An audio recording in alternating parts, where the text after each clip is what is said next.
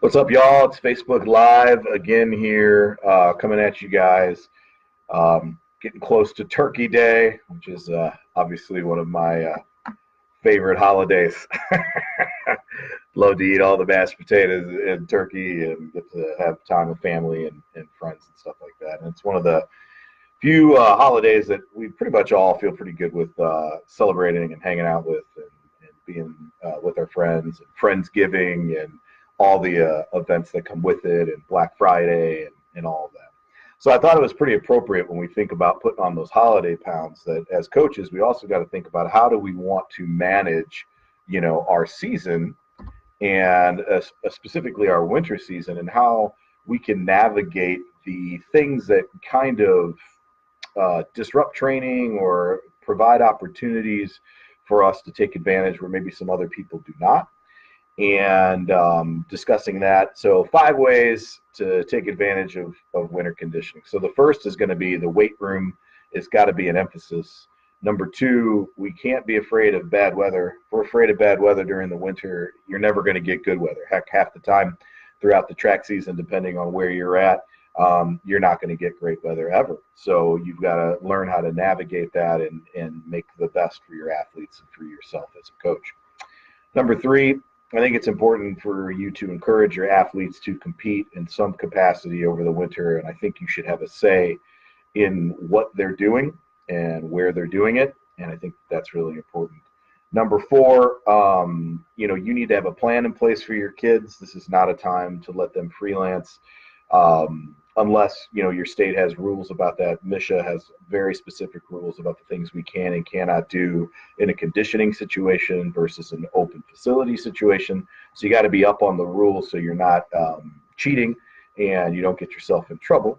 But you want to make sure that you're preparing your kids and having things set up for them the best they can. And then finally, the more you're there for winter conditioning in the winter training, the better. We are past the days of being able to expect that our athletes are going to be doing this on their own and being self-motivated. And so these are things that, we obviously need to be aware of. Some things I wanted to touch base with you guys in terms of housekeeping items. I'm going to be speaking at the Missouri Track and Cross Country Coaches Association Clinic December 6th through the 8th. And I'm going to be presenting on how to develop a plan for new coaches to lay out your season. And the other one is kind of the opposite of this conversation, which is how as a coach do you manage summer track and AAU and USATF. I think it's an important conversation that a lot of high school coaches may or may not be willing to touch, or they have their opinions about. So I think it's an important topic if we're going to move forward in the sport and have our athletes really prepared throughout the summer months. I'm going to be speaking in January, the 11th and 12th at the Illinois Track and Cross Country Coaches Association up in the Chicagoland area. And then the following week, I'll be at the Central California Clinic right outside of Fresno. And then I will be at the Podium Clinic in Champaign, Illinois, the 16th and 17th. Also, should be coming out soon. We got a little bit of an announcement on it, but we're going to be doing the World Speed Summit again. And so that should be happening soon, and you should be seeing some promotion items for that. And then finally, we're going to have the Build a Better Athlete program that we've been selling. You've probably gotten some emails and messages from me. That's a program that my partner, Tom Gozy, and I kind of put together to give coaches a basic level of things that they should be doing. And it's not just track and field related. It is overall athletes, and it's very extensive, and it's multiple hours of content. So it's something that I think would be a worthwhile investment for you new coaches to check out. And of course, I've got my Sprinters Compendium available, and I might be offering some deals coming up on Black Friday. Maybe not a price, but maybe some freebie items for those people with proof of purchase if they purchased on Black Friday. I'll probably have some stuff on Facebook and Twitter about that to get into the specifics. All right. Now that we got the paperwork kind of stuff out of the way, I wanted to talk to you guys about winter conditioning. So as a track and field coach, obviously the emphasis is kind of on what we do with our athletes in terms of running. Now, depending on your rules, like MSHA has rules about creating specific workouts and training sessions and things like that for our athletes. So the weight room is a place where you're allowed to be very creative and design very specific workouts and have your athletes prepared.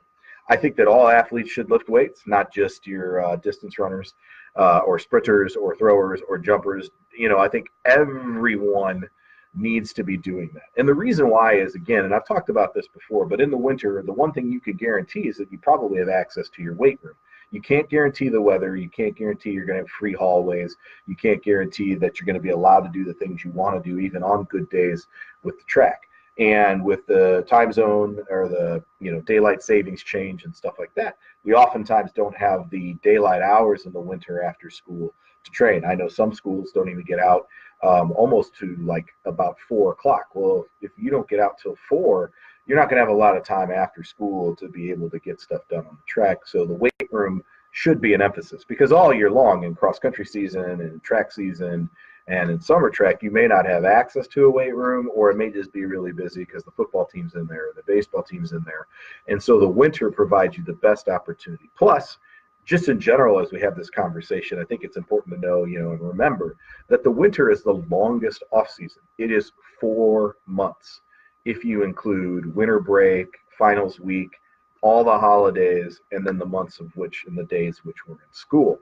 So the weight room needs to be an emphasis. So for us in the winter, we lift 4 days a week. And the only day we don't lift are the days we don't meet. If we met 5 days a week like I used to in the past, we would lift 5 days a week. And what I would do is I would have a program that I would rotate an A day and a B day. We would rotate that through every other day.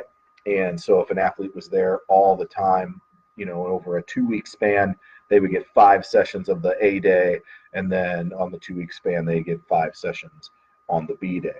And so the weight room is critical. It's an opportunity for you to teach and spend some more time and be more detail orientated and teaching them the skills that they need to lift properly.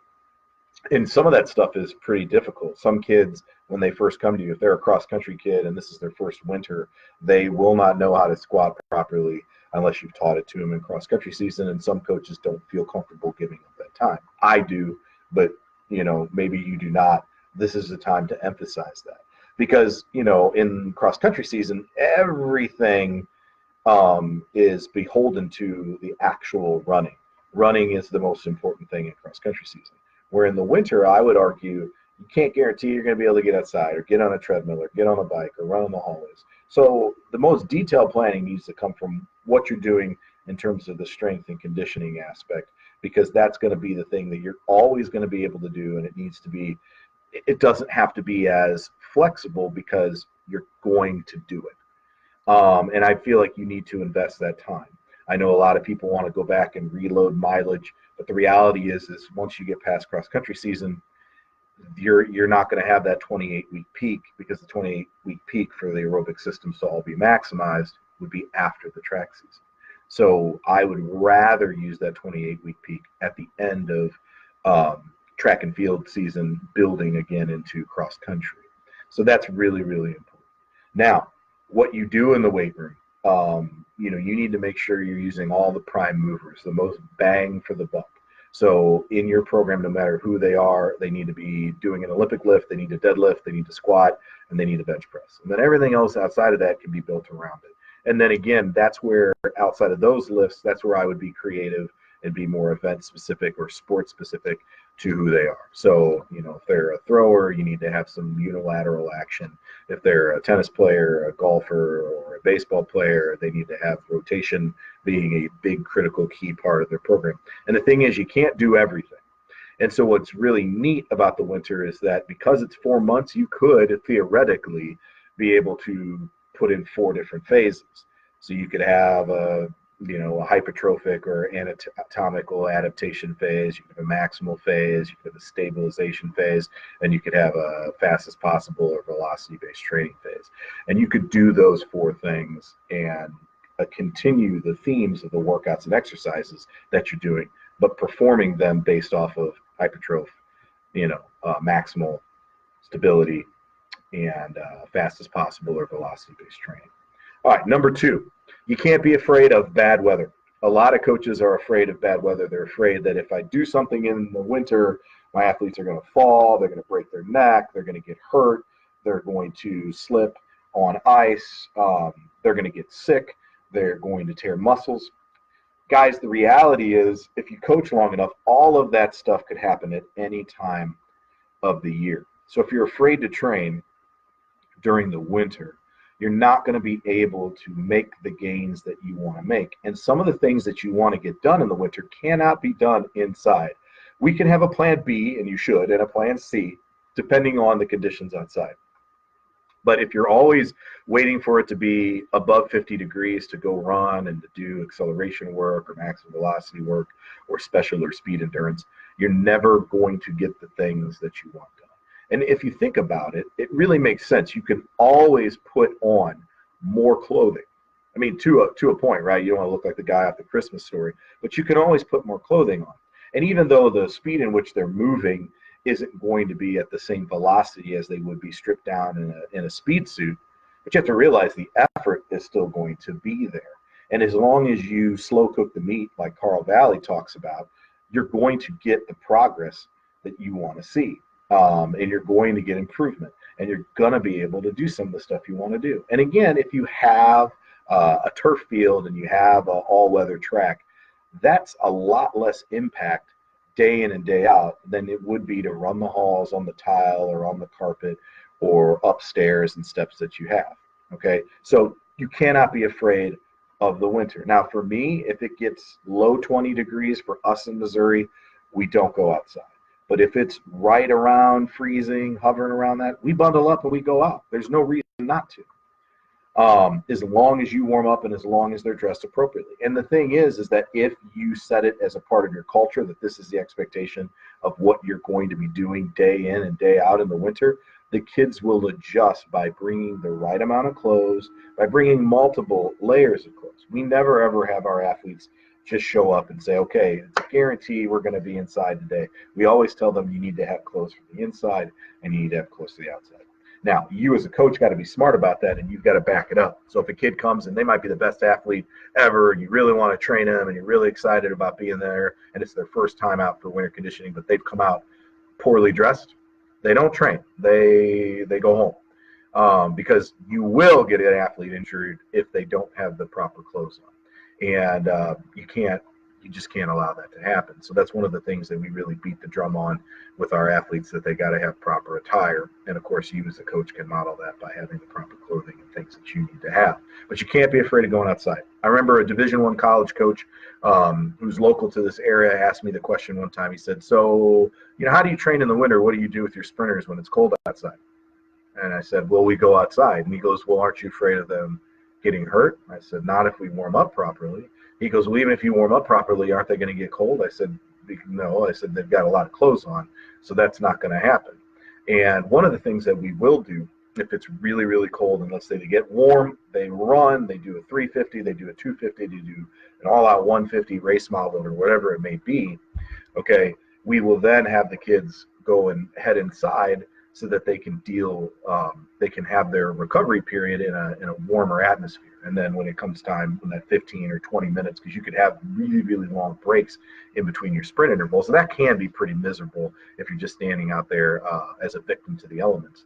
We'll have those athletes go in and then have them come back out to get themselves ready to rock afterwards. And I found that to be extremely valuable and something that really has worked for us really well. And the athletes like to be able to do that, and at that point they can go in and go to the bathroom. And truth be told, if they're giving you a maximum effort for that time, if they're giving you a 90+% effort, 95, whatever it may be on a run, and they've got a long recovery that has to be in there so the athlete can replicate that effort again for 1 or 2 more reps, whatever it may be. You want that recovery to be really large, and truthfully, the larger it is, it's okay. Now, if they're in there for too long, you may have to slightly warm them back up again. Evidence is shown if you do some light buildups or light plyos in the middle of a recovery phase, that the effort after that will be closer to what they did previously. The quality will be maintained. And so that's something that we've done in the past, and we did last year, where we will have that kind of short bursts or buildups or plyos in the middle of a recovery to keep the athletes sharp and to keep their body awake so that they don't get too stiff. But yeah, don't be afraid to go outside. Train outside. Now, You may want to adjust certain things. You can warm up inside. You can maybe do your drills inside because you don't want kids just sitting out there stretching in the cold. We do that. So depending on the weather. So if it's 30 or right below, we'll do all of our general warm up inside. We'll do all of our supplements training inside. We'll do our drills inside. And then we do the meat of the workout, the running, the throwing, the jumping outside. And then we come back in to lift. If it's 40 degrees, we'll probably do our general warm up and our supplements, and we'll do the drills outside. If it's 50 degrees, then we do pretty much everything outside, and we're pretty good to go. So that's our general rules of thumb in how to handle cold weather and to not be afraid of it. Number 3, you need your athletes to be competitively sharp, and you need them to have something in the winter that keeps them engaged. Tony Holler does a lot of record, rank, and publish. So he'll do a lot of his accelerations, his flying 10s, his flying 20s, and he uses the tests in his high school program as a way of getting the athletes hyped, and they do the gauntlet, and it's a big deal. You may not have that environment. You may not have enough kids. They may not be ready to handle that, or it may not even be in your philosophy to use those type of tests as a measuring stick over the winter because the data is just not consistent. You maybe don't see the kids as frequently as you would like. So one of the things that helps us kind of encourage the frequency of training is by getting them in indoor meets. AAU and USATF have a lot of opportunities for kids to run indoors. In Missouri, we're not allowed to coach our kids at the meets and things like that. But there's nothing wrong with sharing with them a website, telling them where to log, how to log in and how to go through the process. And then you can also kind of help them navigate, hey, I think you probably should do these events, because you're ready for this or prepared for this, or, we're in a phase where we want you to do a longer event and we'll work to the shorter stuff as the spring comes along, or the reverse. Hey, I don't feel like you're ready to handle 100, but I think you can definitely handle a couple rounds of the 60-meter dash and the long jump. Go have fun. And I think that those things help kind of keep your progress, and it also gives you an idea where you're at. So if an athlete's doing really, really well and they run really fast, you might have to adjust what you've been doing in training, to match those efforts to keep the athlete sharp, to keep them prepared. And I think that those contests help focus the training and help keep the kids involved, because it's kind of like the athlete signs a contract with themselves. They're like, I've got to be ready for this. I've signed up for this. I've paid money for this. And by doing those things, it forces them to take ownership more. Now, with winter conditioning as a high school coach, I don't get paid to do this. I do it all for free and everything. So sometimes because it's free and it's not mandatory, because we're not allowed to have it be mandatory, and I wouldn't want it to be, I want the kids to buy it. I want them to make the choice. But this helps them make the choice. This helps them create that personal contract, and you'll see that those athletes will be involved and be there more days and complete the workouts and not leave early and do all that kind of stuff. So we look at 2 competitive situations. A winter would be great. That could be a jingle bell ball series, a snowball series, or maybe they run a 5K or a 10K, or they run a couple indoor meets, or they go to an indoor winter camp, whatever it may be. 2 contests over the 4-month period is fine. If you continue to keep doing more, that's okay. But obviously that's dependent upon your athlete and what they're into. Turkey trot doesn't count coming up this weekend. I know a lot of you guys do turkey trots, but that's such a low, intensity environment. And it's so close to what we just got done with cross country that it's not at all a good measuring stick of where they're at. The next thing, number 4, you've got to make sure that whatever the state allows you to do, you need to plan and be involved. Athletes today, they need guidance. A long time ago, a Hall of Fame coach in Missouri, his name was Dale Shepard. He's the boys cross country coach over at Parkway West, and they won numerous state titles and all-state athletes. He would have athletes in the summer. They would just train, and they would write them the logs, and they'd show them the logs, and here's what I'm doing, coach. Call them up and let them know, send in their stuff. They would do all of that. But now more and more and more, because of how much we've enabled kids, and some of that's good because we're protecting our kids, we're taking care of them, we're sticking up for them, we're concerned for them, so there's not catastrophic things that are happening. But the kids are not very gritty, and they have just no clue of how to navigate this. And so you want to make sure that you can manage it within the realm of whatever you're allowed to by mission. So for us with Misha, they say you can't give specific track workouts, but the old guy who was the previous director of Misha said you can. So what we basically done is we have a system in place that we've used in the regular season, summer, and cross country, track and field regular season. So they kind of model those workouts through the winter. And one of the things that I would always suggest to you, whether you're doing agility stuff, actual running workouts, lifting workouts, whatever you're allowed to do, whatever the state allows you to do, that you try to bring your athletes to a peak right before the track season, because you want them to be fresh, you want them to be anxious, you want them to be hungry, you want them to be energized. And I know that some people like to plow through, and depending on your event, sometimes that is actually wise to do. But for me, I always felt like I want to bring the athletes at the end of that 4-month period. I want to bring them back to another peak. And some of the research has shown that you get, 1 or 2 percentage points of improved performance every time you do that. And I think part of that's because you realize yourself, you finally allow yourself to be healthy and fresh, and you can set really good PRs. And then, you do the same thing again in the spring and in the summer and in the fall, and it just keeps cycling through. And I think that those periods of recovery and rest are really good. And because we as coaches kind of force that through what we do in our training design, it allows the athlete to flourish. And that's where you see those improvements that are like, 1.5 to 3% improvement, which may not seem like a big deal, but if you add up 3 of those over the course of the year, well, now you're not talking about 1.5 or 3%, you're talking about a much larger number. And again, those small percentages of differences make a huge separator for you as an athlete to your opponents. So it's something to think about. And so I would be very detail oriented, as I told you, in the weight room. I'd be very detail oriented in what drills you're doing and your warm-ups and your core and everything that you're allowed to do that the state will allow you to do. And the more that you have prepared, the more that you have ready, the less likely they're going to get hurt, the less likely something crazy is going to happen. And they're going to buy into your instruction because they're going to get better because of that detail. And it's an opportunity for you to put your own stamp on what they're doing. When an athlete starts to freelance and does whatever they want to do, sometimes they'll be really good early and then they are terrible later. That's what I've usually seen, because the kid will just say, all right, all I'm going to do is I'm going to hammer high mileage, or I'm going to go into the weight room and I'm going to lift as much as I can. And so right when that happened, beginning of the season, whatever they were working on, it shows itself, like, wow, they look really good in that standing 30-meter acceleration, and they really hit the weight room really hard, or man, their mile time trial or whatever is just outstanding. Wow, they're in such great shape.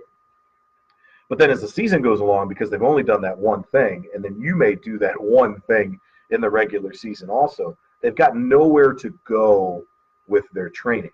And the training doesn't fit really nice like a puzzle piece into the entire season plan. It looks pretty on its own. It's there. It looks really good early.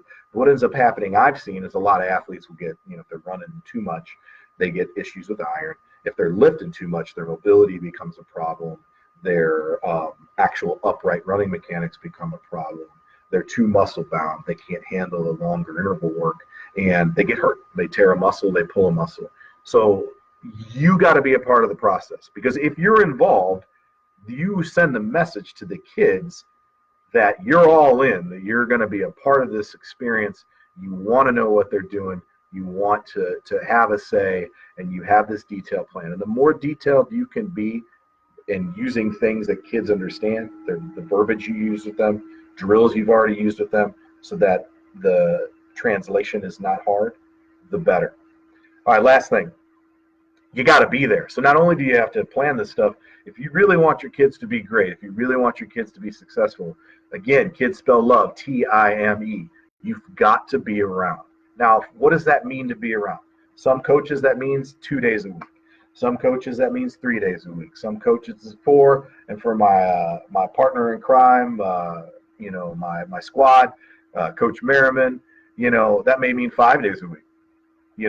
Now, also, you've got to take care of yourself. You've got to take time off. You've got to have your family. You've got to have your friends and all this kind of stuff. But there's nothing wrong with training over finals week. There's nothing wrong with training over the winter break.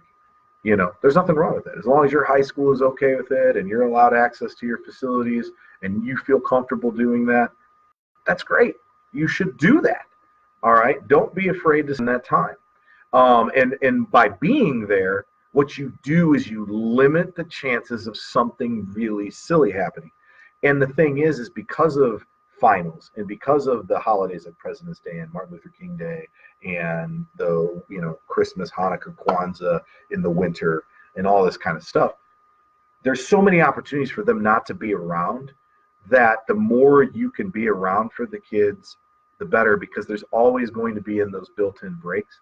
And again, if you expect them to be there a lot, but you're not there, they're not going to do it on their own. And they see you're sending them a message that it's not all that important to you, so why should it be all that important to me? Now, in reality, not all the kids that you want there will be there. And you're always going to have the soldier, the warrior kid that's going to be there grinding for you. And there's always going to be that one kid you're like, man, I really wish they would buy in and they would be there and they would do this. They could be so great. And they're just off here, eating bonbons, playing Fortnite, hanging out with a terrible boyfriend or girlfriend or whatever it may be. And you get so frustrated. You got to do your best to not worry so much about them. Of course, you want to have them there. And of course, you want to use your own athletes to kind of leverage them and motivate them to show up. But ultimately, after you've had about 3 conversations with them to get there and to be there, they're not showing up. That's it. And then you don't have any other conversations with your athletes at that point about, hey, we need to get this person here or there. You need to focus on the kids that are there, because the best recruiting tool you have for winter conditioning, the very best, is how much the kids improve who do show up and how much better they get by being there. And one of the things we talk about, because that's one of the most important things, especially when it comes to really making a difference in the sport of track and field, is they've got to train. They've got to put in the work. If they don't put in the work, you're going to get beat by somebody who's more talented or someone who is willing to break the rules and train kids all the time and do all that kind of stuff, but also just people who are working hard. So what I always say is, when the weather's bad or the winter and you don't want to be there and there's things that you'd rather be doing, I call that a bank account workout.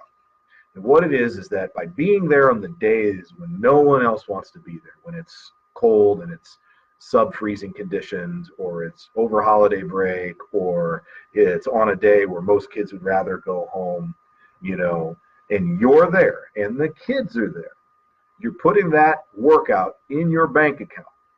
And as that bank account builds up in your savings, your athletic savings account, at the end of the year, you're going to be able to cash in on that by having the biggest PRs you could ever imagine, by coming in and winning medals and moving yourself up. A lot of the real catchphrase is leveling up, like in a video game, where you're grinding on a role-playing game to get these points, to get the new hit points, to get stronger, to find the new magical spell, whatever it clicks in your head what you need to do. But we want our athletes to level up in the winter, because it is the longest off season. It's 4 months. You cannot sacrifice that time. The kids have to be there, but you have to be there in order for them to follow you. You have to be the tip of the spear when it comes to this. The more you're there, the better.